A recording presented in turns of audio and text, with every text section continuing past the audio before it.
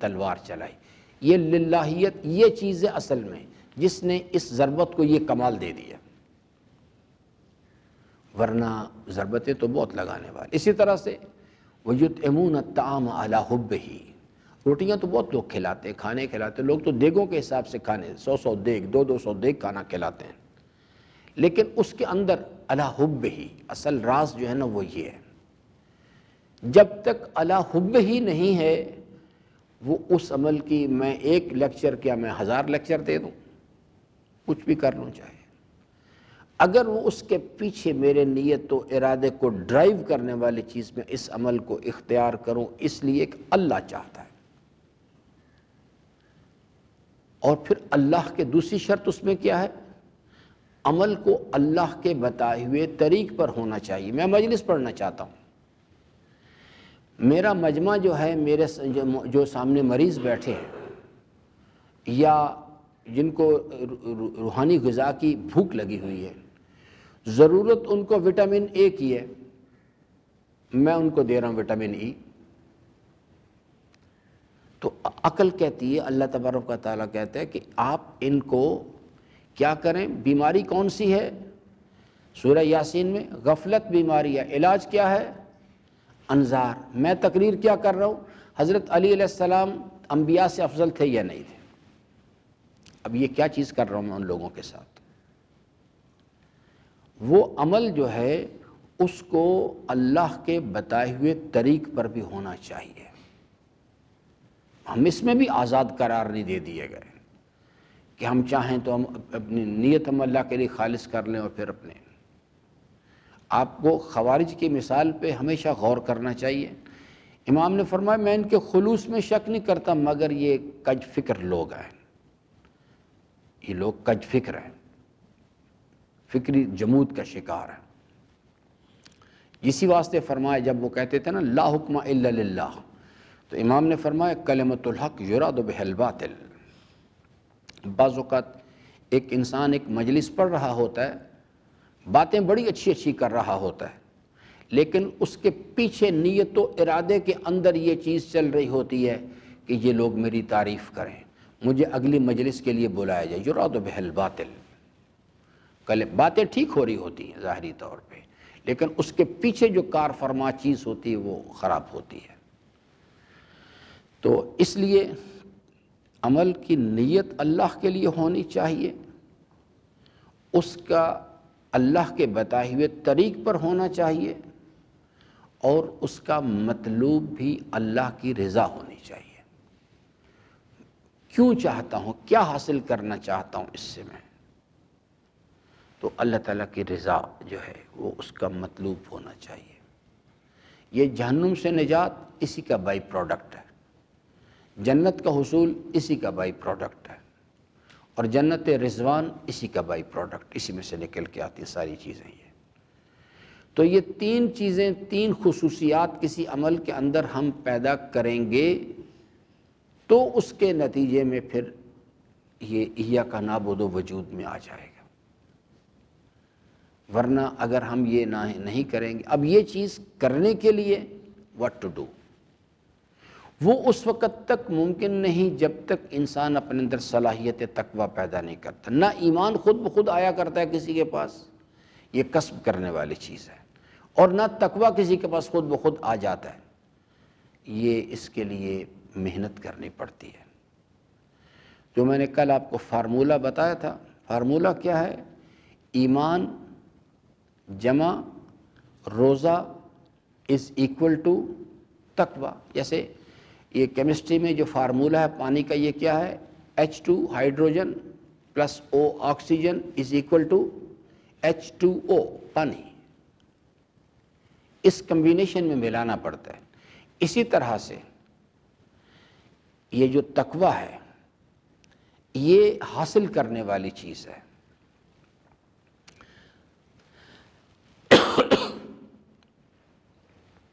ایمان انسان کے پاس، پھر اس کے بھی ایمان کے بھی مدارج ہیں، سب مومن برابر نہیں ہوتے، اس کے مختلف سٹیپس ہیں۔ اس کو جس قسم کا ایمان ہو اس کے ساتھ اسی قسم کی نفس کی خواہشات کی مخالفت کی مشق جو کرنی پڑے۔ ایک شکم کا روزہ ہے، یہ کتنے دن واجب ہے؟ کیوں جی طارق صاحب آپ کے گاؤں میں کتنے دن واجب ہے؟ یہ 30 دن۔ آپ کے علاقے میں 30 دن ہی ہے، ہو سکتا ہے کہ آگے پیچھے کریں اسے، نہیں، یہ 30 دن ہے۔ لیکن یہ جو زبان کا روزہ ہے یہ کتنے دن ہے مولانا؟ زندگی کے آخری سانس تک، سال کے 365 دن رکھنا ہے۔ یہ جو شکم کا روزہ ہے یہ آسان ترین روزہ ہے، اسی لیے اللہ تعالیٰ نے اس کو یونیورسل بنا دیا۔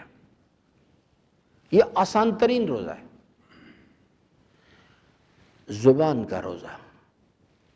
اور پھر اس کے بعد اور کون سا ڈاکٹر صاحب؟ آنکھ کا روزہ۔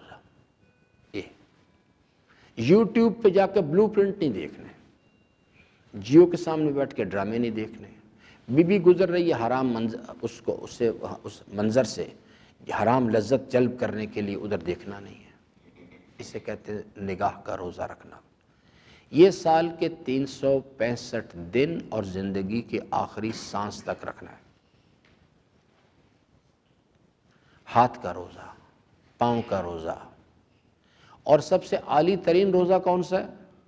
فکر کا روزہ رکھنا، یعنی اللہ تعالیٰ کے جلال و جمال کا یقین اتنا قوی حاصل کرنا، یہ جیمر اتنا قوی ہو کہ جو منفی خیالات ہیں وہ اس کے اندر ذہن میں خیال بھی داخل نہ ہو، ما تشاءون الا ان یشاء۔ یہ عالی ترین روزہ ہے جو ایک عام آدمی سمجھ بھی نہیں، عام آدمی کے بڑے بڑے عارفین نہیں سمجھتے اس بات کو کہ یہ چیز جو ہے اسے فکر کا روزہ رکھنا ہوتا ہے، کیونکہ باقی سب ظواہرات ہیں۔ فکر کا روزہ میں اور آپ رکھیں گے تو بقیہ روزے رکھے جائیں گے۔ فکر پہ اللہ تعالیٰ کا جلال و جمال کا یقین، اس کے نظام کے، اس کی قدرت کا یقین غالب آئے گا تو پھر بقیہ روزے بھی رکھے جائیں گے۔ یہ جو ہے یعنی نفس کی خواہشات، یعنی روزے سے کتب علیکم الصیام سے مراد ہے ہم نے آپ نے بہت اچھا کام کیا ہے، شاباش، ایمان لائے، آپ لے آئے ہیں، اب آپ اگلے مرحلے کی طرف چلیں۔ کتب علیکم الصیام، ہم نے آپ کو روزے کی دعوت دی ہے، یہ نعمت آپ کو دی ہے، اس کو عملی زندگی میں اختیار کریں۔ لعلکم تتقون، اللہ تعالیٰ فرماتا ہے لعلکم، یہ کوئی ضروری نہیں ہے کہ آپ کریں تو یقینی طور پہ متقی بن جائیں گے، ہو سکتا ہے، امکان ہے اس چیز کا، ہو سکتا ہے فیل ہو جائیں اس چیز پہ۔ لعلکم تتقون، تقویٰ کیا چیز ہے؟ یعنی مطلب جس کی طرف ہم جانا چاہتے ہیں۔ تقویٰ جو ہے میرے عزیزان، یہ اصل میں ہم اس کا اردو میں کیا ترجمہ کرتے ہیں؟ پرہیزگاری۔ پرہیزگاری اس کا صحیح ترجمہ ہے۔ جیسے لفظ الحمد کا اردو زبان میں کوئی نعم البدل ہے ہی نہیں، جسے ہم کہہ سکیں کہ یہ اس کا، ہم کہتے سب تعریف ہے، حالانکہ وہ بائی پروڈکٹ ہوتی ہے۔ جیسے پرہیزگاری تقویٰ کا ترجمہ ہی نہیں صحیح۔ تقویٰ ایک اصل میں باطنی صلاحیت ہے، وہ نفس کی خواہشات کی مخالفت کی مشق کرنے کے نتیجے میں انسان کے اندر ایک صلاحیت ڈیولپ ہو جاتی ہے۔ وہ صلاحیت کیا چیز ہے؟ نفس کی خواہشات کو کنٹرول کرنے کا ملکہ۔ یہ جو ایبلٹی ہے اس کو تقویٰ کہتے ہیں۔ اس کے نتیجے میں پرہیزگاری وجود میں آتی۔ پرہیزگاری تقویٰ کا ترجمہ صحیح نہیں ہے، یہ اس کی بائی پروڈکٹ ہے۔ جب ایک انسان یہ صلاحیت اپنے اندر پیدا کرتا ہے اس کے نتیجے میں یہ پرہیزگاری وجود میں آتی ہے۔ وہ جو اس کا، اگر اس کو بھی کھول کے دیکھا جائے، صحیح طور پہ اس کا تجزیہ و تحلیل کیا جائے تو، لیکن یہ اس کے جیسے میں نے آپ کو مثال سے سمجھایا تھا کہ ایک جوان آدمی ہے، 18 سال کا لڑکا ہے، وہ فزیکلی ویل بلٹ ہے، فٹ آدمی ہے، تو یہ جو اس کے پاس جسمانی توانائی ہے یہ ایمان کے مترادف ہے، یعنی اس کے پاس وہ توانائی، لیکن وہ باسکٹ بال کھیلنا چاہتا ہے، اچھا پاکستان ٹیم میں شامل ہونا چاہتا ہے، تو وہ کہے کہ جی دیکھیے جی میں فٹ آدمی ہوں، مجھے آپ اس میں شامل کر لیں، تو کوئی اس کو شامل، وہ کہیں گے جاؤ بھی پہلے جا کے کسی اچھے استاد کے پاس جاؤ، جا کے آپ اس کی مہارت حاصل کر، یہ باسکٹ بال کھیلنے کی مہارت پیدا کرنے کے لیے جو ایکسرسائزز ہیں وہ کرو جا کے۔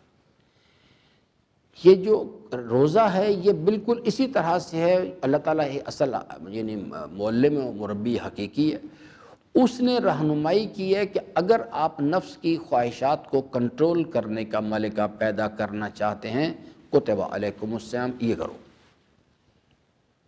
آپ نفس کی خواہشات کی مخالفت کی مشق کرو،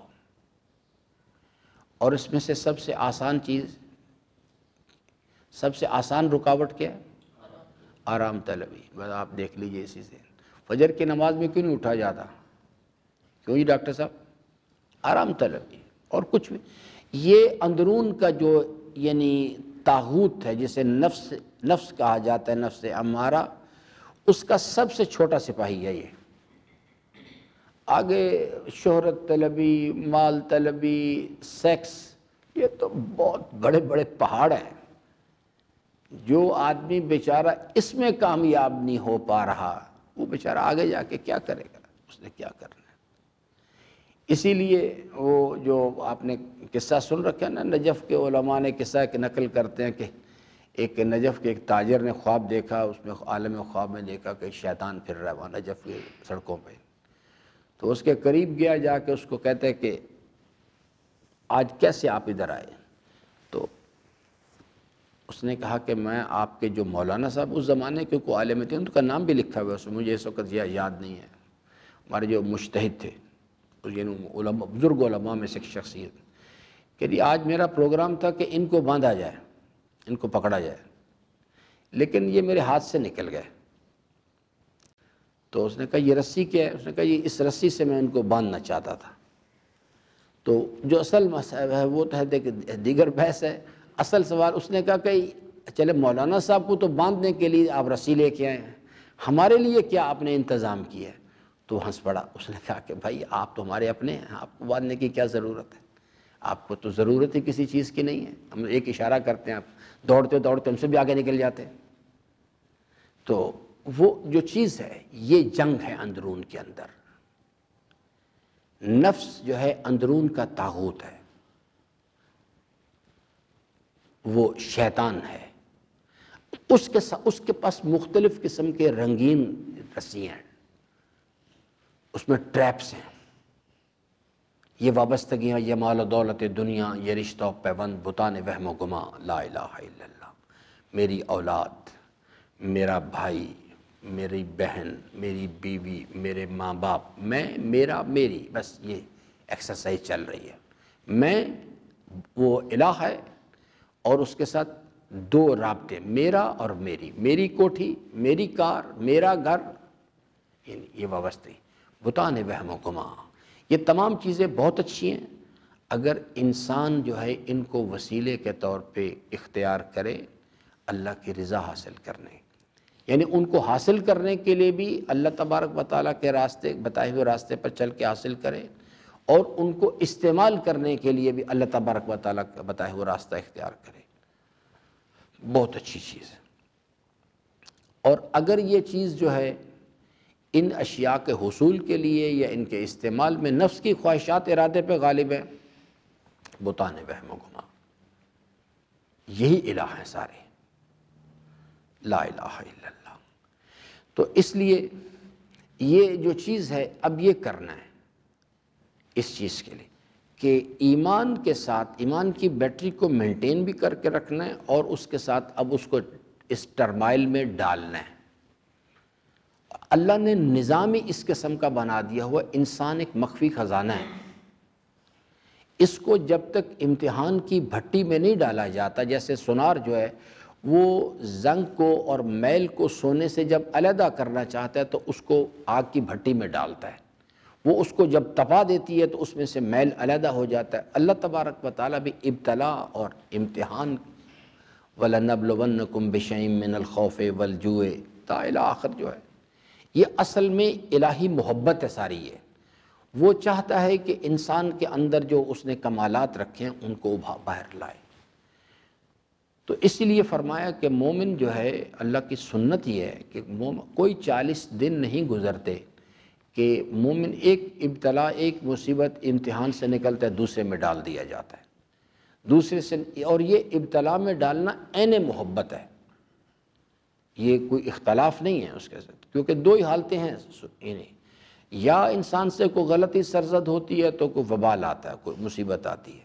اب جیسے مجھے کھانسی لگی ہوئی ہے، میں سوچ رہا ہوں، مسلسل اس پہ غور کر رہا ہوں کہ بھئی کیا ہوا مجھ سے، یہ اس واسطے کہ دو صورتیں امام نے بیان فرمائی، یا تو کوئی نہ کوئی غلطی انسان کرتا، کوئی فرمایا کہ تمہارے پاؤں میں کانٹا تک نہیں چبھتا، کہ کوئی نہ کوئی خطا سرزد ہوتی جس کے رد عمل کے طور پر وہ چیز آتی ہے، اور یہ بھی اس کی عین مہربانی ہے کہ اس نے جو خطا سرزد ہوئی اس کا مداوع کرنے کے لیے اس نے دنیا میں مجھے سزا دے دی، مجھے خواب غفلت سے بیدار کیا۔ دو فائدے ہوتے اس میں، انسان کو خواب غفلت سے بیدار کیا جاتا ہے، اور دوسرے اس کے گناہوں کا مداوع کیا جاتا ہے۔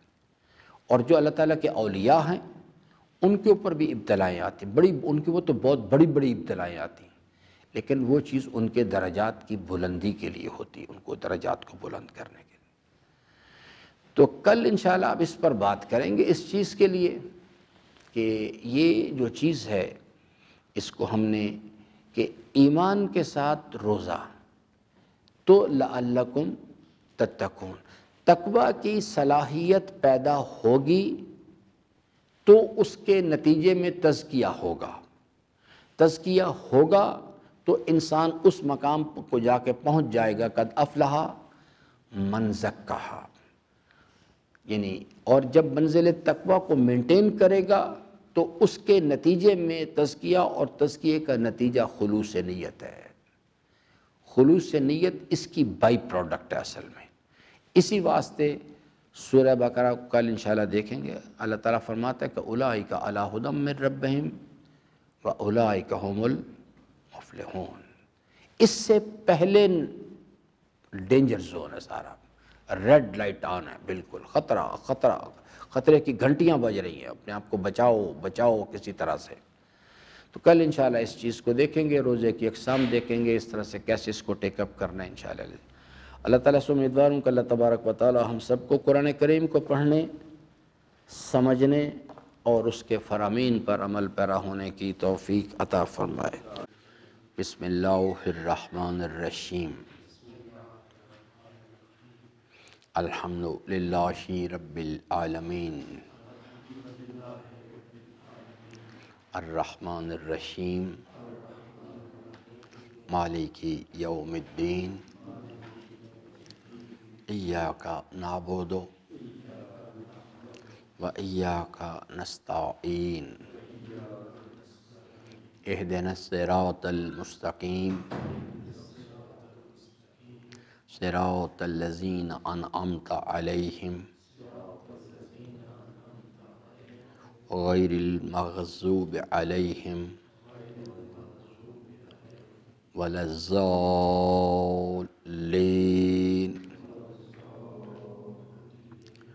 صدق اللہ مولانا العظیم وصدق رسولہ الکریم وصلی اللہ علی سیدنا و نبینا محمد وآلہ الطاہرین۔ ربی اشرح لی صدری ویسر لی امری واحلل عقدۃ من لسانی یفقہوا قولی۔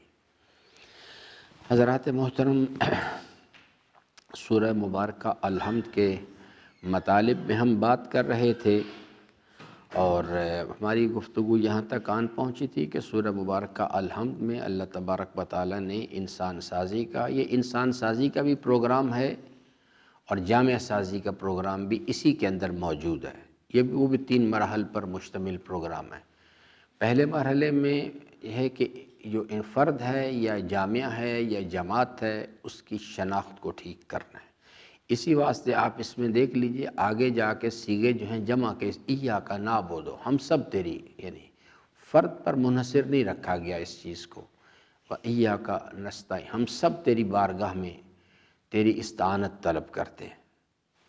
تو یہ جو چیز پہلا مرحلہ ہے، شناخت کو ٹھیک کیا جائے انسان کی، اور وہ یہ نظریہ جو ہے الحمدللہ رب العالمین، اس نظریے پر کی آگاہی اور اس پر یقین حاصل کرے۔ اگر صرف آگاہی کی منزل تک ہوگا، یعنی اس نے اس کو لفظوں کو یاد کر لیا، حفظ کر لیا، یا کسی حد تک اس نے اس کے مفہوم کو مگر اس پر یقین حاصل نہیں کر سکا، تو وہ اگلا مرحلہ جو ہے کہ ایاک نعبد، عمل کی جو منزل ہے اس میں وہ داخل بھی نہیں ہو سکتا، کیونکہ اس عمل کے لیے یعنی حرکت کرنے کے لیے جو توانائی کی اس کی ضرورت ہے وہ یقین ہے۔ اگر اللہ کے فرما برداری کی حرکت کرنی ہے تو اللہ تبارک و تعالی کے جلال و جمال کا اور اس کے نظام کی حقانیت کا یقین چاہیے، ورنہ نہیں کرے گا انسان حرکت اس چیز کے لیے۔ تو اس لیے یہ چیز جو ہے اس پر ایمان حاصل کرنا ہے۔ اگر آپ کو یاد ہو تو میں نے یعنی مومن کون، اس کی بحث میں از نظر قرآن عرض کیا تھا کہ کچھ لوگ ہیں جن کے بارے میں سورہ حجرات آیہ مبارکہ نمبر 14 میں اللہ تبارک و تعالیٰ نے بیان فرمایا ہے کہ کچھ لوگ ہیں جو بارگاہ رسول اسلام میں آئے اور انہوں نے آ کے یہ کہا کہ ہم ایمان لائے۔ اللہ تبارک و تعالیٰ نے ان کے بارے میں یہ نہیں کہا کہ ان سے کہو تم اسلام لائے، ایمان ابھی تمہارے قلوب میں داخل نہیں ہوا۔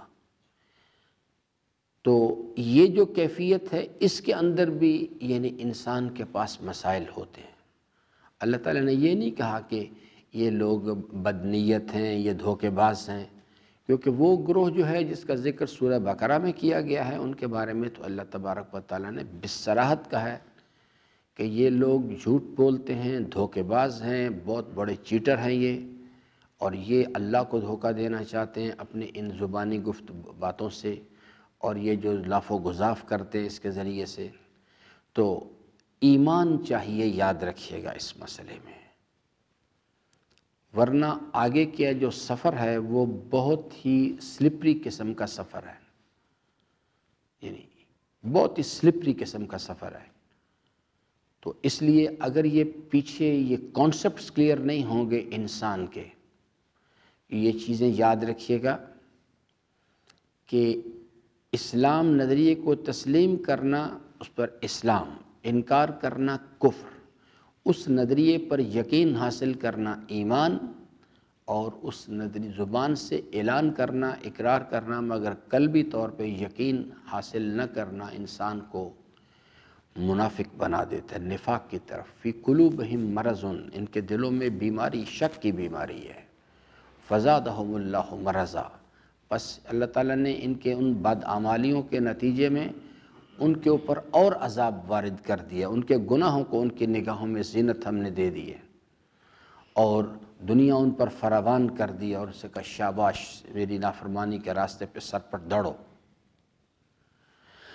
تو یہ جو چیز ہے، یہ نظریہ ہے، اس پر یقین پیدا کرنا ہے، اور یہ جو یقین کی بیٹری ہے اس کو ریگولرلی چارج کرنا ہے۔ میں بار بار عرض کر رہا ہوں اس چیز کے لیے کہ یہ یقین کی بیٹری اس کو چارج کر کے رکھنا ہے، ان تمام یعنی حرکات و سکنات سے، ان تمام اعمال سے دور رہنا ہے جو اس بیٹری کو ڈیمیج کر دیتے ہیں۔ اب اگلا مرحلہ ہے کہ یعنی پریکٹیکل بیہیویئر جو ہے اس کو ٹھیک کرنا ہے۔ تو یہ جو پریکٹیکل بیہیویئر ہے یہ ہے ایاک نعبد و ایاک نستعین۔ یہ جو نفاق ہے وہ یہیں سے پتہ لگتا ہے انسان کو، کہ انسان زباناً الحمدللہ رب العالمین کا اقرار کرے، مگر یعنی عمل کی منزل میں ایاک نعبد کی بجائے انسان کیا کرے؟ افرأیت من اتخذ الہہ ہواہ، جو نفس کی خواہشات جس کا تقاضا کرتی اس کے مطابق عمل کرے۔ اب یہاں جو چیز ہے، جو چیز ڈیولپ کرنی ہے وہ ہے ایاک نعبد و ایاک نستعین۔ تو پہلے تو یہ اس کو سمجھا جائے کہ ایاک نعبد ہے کیا چیز۔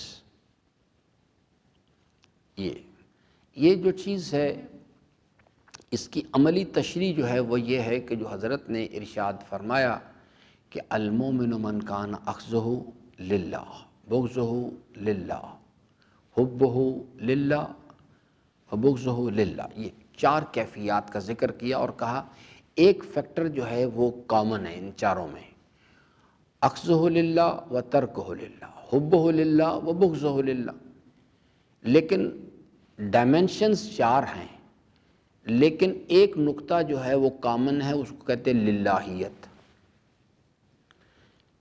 کہ اس میں للہیت ہونی چاہیے، ڈائریکشن کوئی بھی ہو، چاہے انسان سوئے یا جاگے، کلام کرے یا خاموشی اختیار کرے، اسے جو بھی عمل اس میں للہیت چاہیے، تو ایاک نعبد وجود میں آ جائے گا۔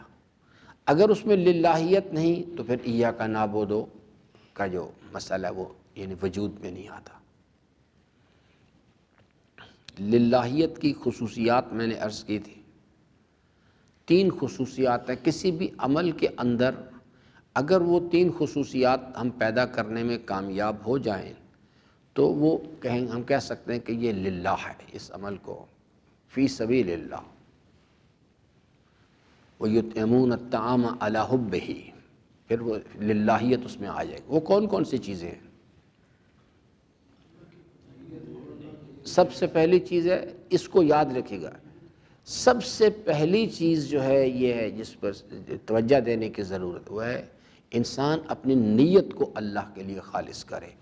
نیت کو اللہ کے لیے خالص کرنے سے مراد جو ہے وہ یہ ہے کہ میرا ارادے کو ڈرائیو کرنے والی چیز جو ہے وہ، یعنی میں ارادہ کسی شے کا کیوں کروں؟ اللہ چاہتا ہے پیچھے، صرف اس لیے ارادہ کروں۔ میں آپ کو اس سے گفتگو کر رہا ہوں، کیوں؟ کیا چاہتا ہوں اس سے میں؟ اگر اس میں للہیت پیدا کرنی ہے، میں نے اس عمل کو اخذ کیا، اختیار کیا، اگر اس میں تو مجھے صرف کام اس لیے انجام دینا چاہیے، وہ موضوع منتخب کرنا چاہیے، ان لفظوں کا انتخاب کرنا چاہیے، وہ باڈی لینگویج اڈاپٹ کرنی چاہیے جو اللہ چاہتا ہے پیچھے۔ اگر میں اس لیے انجام دے رہا ہوں کہ یعنی اللہ تبارک و تعالیٰ چاہتا ہے، اس لیے مجھے یہ کام کرنا چاہیے۔ آپ لوگ یہ لیکچر سن رہے ہیں، آپ کو بھی اس میں للہیت پیدا کرنی چاہیے، فقط اللہ کے لیے کہ اللہ چاہتا ہے، نہ کہ اس میں کوئی نفس کا لوث جو ہے داخل کر دیا جائے۔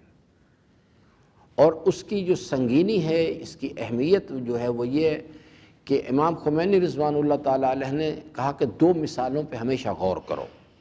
ایک امیر المومنین کی جنگ خندق کی مثال، جس کے نتیجے میں ضربت علی فی یوم الخندق افضل من عبادت الثقلین کی سند آگے پیچھے سے، کہ ان پر انہوں نے عمر ابن عبدود کو گرا دیا، اس کے سینے پہ سوار ہو گئے، اس نے اپنا لعاب دہن جو حضرت کے چہرہ اقدس پر پھینکا، تھوک دیا جسے کہتے ہیں۔ تو امیر المومنین جو ہیں اس عمل کے بعد پیچھے ہٹ گئے، پھر دوبارہ سے اس کو گرایا، پھر اسے قتل کیا۔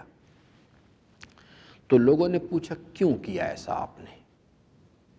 یعنی ایک کامن مین جو ہے اس کی سوچ تو یہ ہے کہ اب یہ کنٹرول میں آ گیا، بلکہ اور غضب کے جذبات اس کے اس عمل سے اور انسان کے اندر ایک رد عمل آتا ہے، تو اسے قتل کر دینا چاہیے۔ امام پیچھے ہٹ گئے۔ تو امام نے فرمایا کہ جب اس نے یہ میرے ساتھ عمل کیا تو میرے غضب کے جذبات بھڑکے۔